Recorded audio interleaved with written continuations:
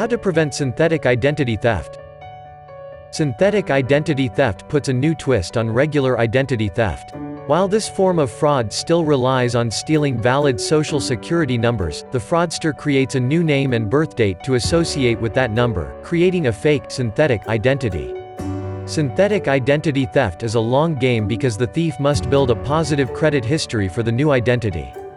The social security numbers of children are the most vulnerable to synthetic identity because children don't have an established credit history. However, anyone is potentially at risk. Securing your own data and the data of your children is the best way to ensure you don't become the next victim of synthetic identity theft. Method 1. Securing your personal data.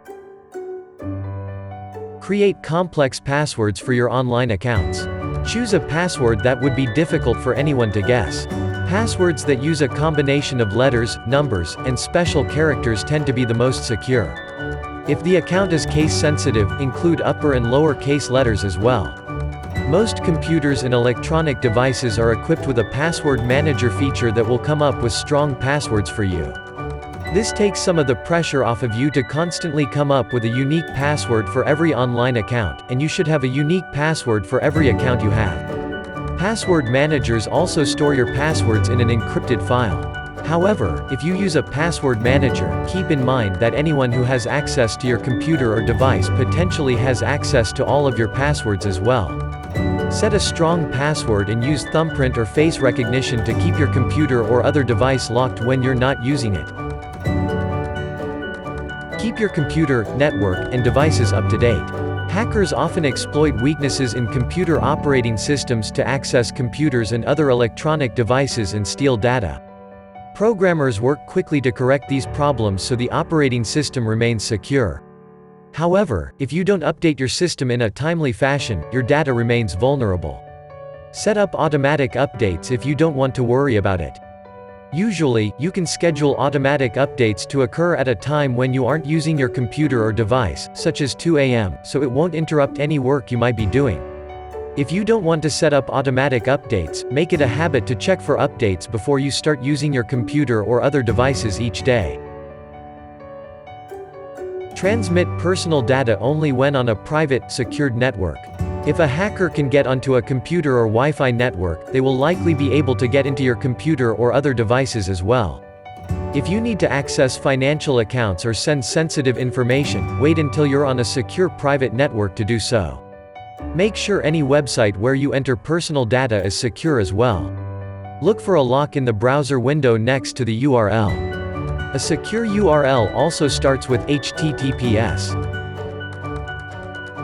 Tip: if you have no choice but to use public Wi-Fi networks on a regular basis, subscribe to a virtual private network (VPN) service to keep your information more secure. Use security software on your computer and all devices. Make sure any computer or electronic device you use is equipped with antivirus software, anti-spyware software, and a firewall. Most computers and devices come with this software included, however, you have to make sure it's up to date and running on your system. As with your operating system, set up automatic updates to ensure that you always have the latest and strongest security software for your computer. Remove mail from your mailbox promptly.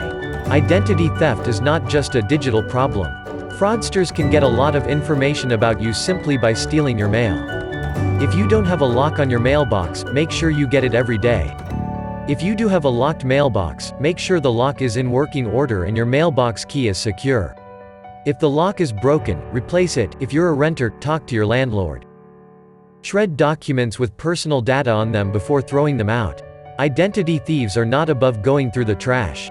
Invest in a small shredder. You can order one online and they typically aren't very expensive, and shred any documents that have identifying information on them.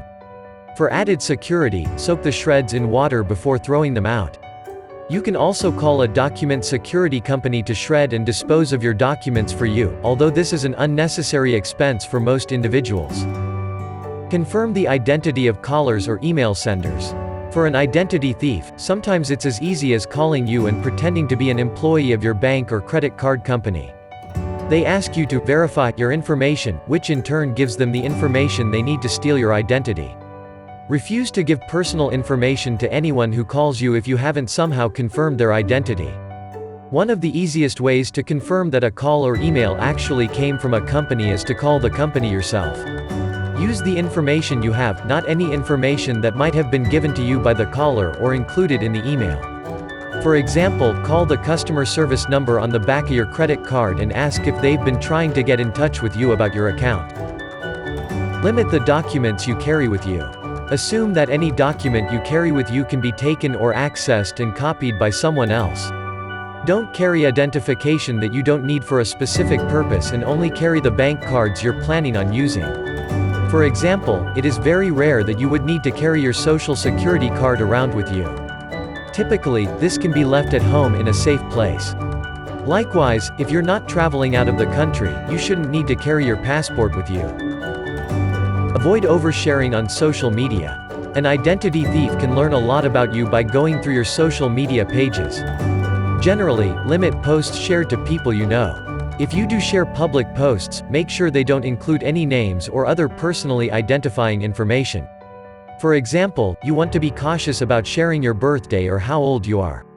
An identity thief who already has your social security number and address can look online for your birth date and will often find it. Be careful with comments on friends' posts as well. Even if you know them, you don't know everyone they know and don't know how they have privacy set on their page. Review your credit report at least once a year. You're entitled to one free credit report each year from each of the 3 major credit bureaus: Equifax, Experian, and TransUnion. Go to http://www.annualcreditreport.com/ to order your free reports. You can also set up credit monitoring for free. There are numerous websites and apps that offer this service, such as Credit Karma, Wallet Hub, and Credit Sesame. If you monitor your credit on a regular basis, you'll discover signs of identity theft much more quickly. Method 2. Protecting your children's data. Avoid sharing your child's information if not necessary. At school or at the doctor, sharing your child's personal information is often unavoidable. However, if you're signing your child up for something, leave out personal information until you find out why it's needed. Often, it isn't needed at all. For example, if you're signing your child up for a recreational soccer league, the application might ask for the child's social security number. However, there's likely no reason the league needs this information. When signing your kids up to play online games or participate in other online activities, consider not using their last name or giving them a pseudonym. Your child might even enjoy coming up with a fun name to use. Tip: avoid oversharing on your own social media accounts as well. Respect your children's privacy and the security of their information by not sharing photos or other information about your child online or with people you don't know. Read privacy policies carefully before providing your child's information. Schools, doctors, and other organizations may need your child's personal information. Before you release that information, ask for a copy of the organization's privacy policy. Make sure you understand how your child's data is collected, used, stored, and discarded. If you don't understand some aspect of the privacy policy, ask.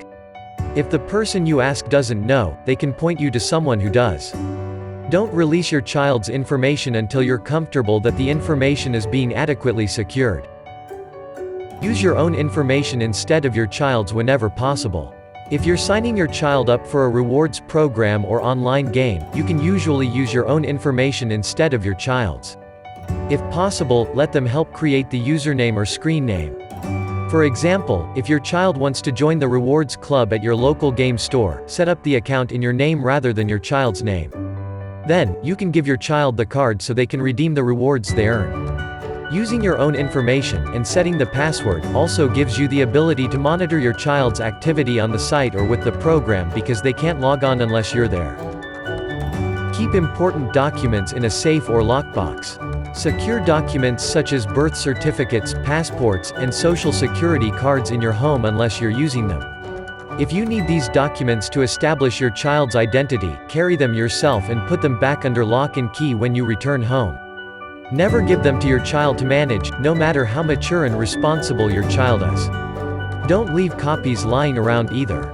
For example, if you copy your child's social security number onto a piece of scratch paper to enter on a form, destroy the piece of scratch paper as soon as you're done with it. Freeze credit reports of children under 16. Freezing your child's credit provides the ultimate protection against synthetic identity theft because any fraudster who gets your child's social security number won't be able to do anything with it. You'll have to freeze their credit at each of the 3 major credit bureaus, Equifax, Experian, and TransUnion, individually. Each credit bureau has a form you can use available on its website. Make 3 copies of each of the following documents to submit to each of the credit bureaus to verify you and your child's identity: your government-issued photo ID, your birth certificate, your child's birth certificate or other document showing that you have legal guardianship of the child, your social security card, your child's social security card, a utility bill, bank, or insurance statement with your name and address on it. Tip: mail the form and documents using certified mail. Once you have confirmation of the freeze, keep it in a secure place, such as a safe or lockbox. Get your child's credit report on their 16th birthday. Once your child turns 16, a credit report will be automatically created for them.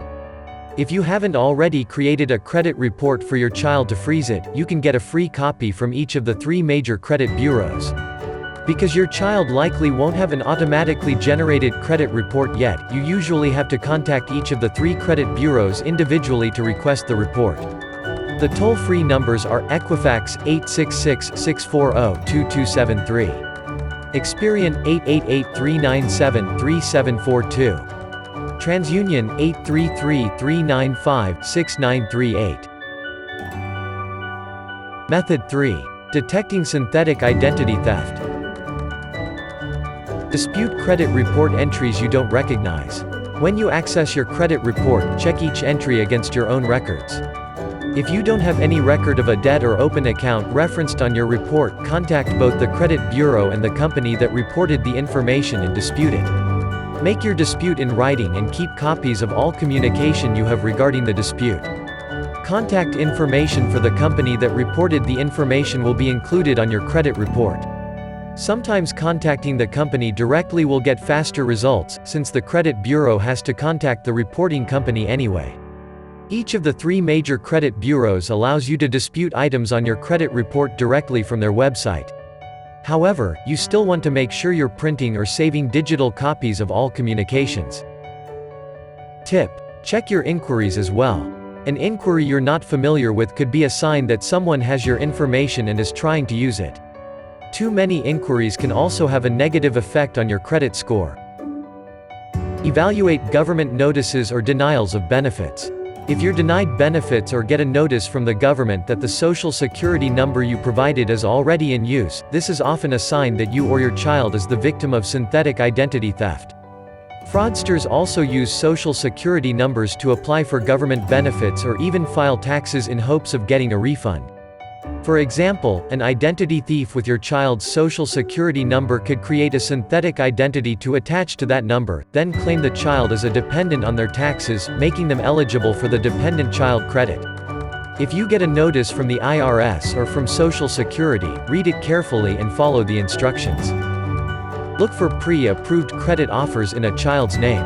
Since children typically don't have bank accounts or credit cards and can't sign for a loan, you wouldn't expect them to get pre-approved credit offers.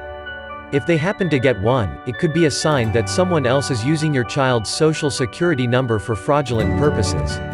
Since the thief is using your child's actual name rather than an invented name, this is normal identity theft, not synthetic identity theft. However, it's still something you should take action on before it's too late. Monitor accounts for errors or unusual activity. Check your banking and credit card statements every month and compare them to your own records. If you see any unusual transactions or other activity, report them immediately. For example, an identity thief might change your address on your account so that your bill is sent to them instead of to you. They might then request a credit increase or even have a new card sent to them with the old card cancelled. Then they can rack up charges on your account without you knowing it. Contact the company if you don't receive a bill you should have. Most companies send out their bills at around the same time every month. If you haven't received a bill and it's more than a week after you normally get it, your bill may have been stolen by an identity thief. Call the customer service number for the company and find out when your bill was sent. Let them know you haven't received it. If you think it was possible that it was stolen, let them know that as well. Sign up for electronic billing and you won't have to worry about identity thieves potentially stealing your mail.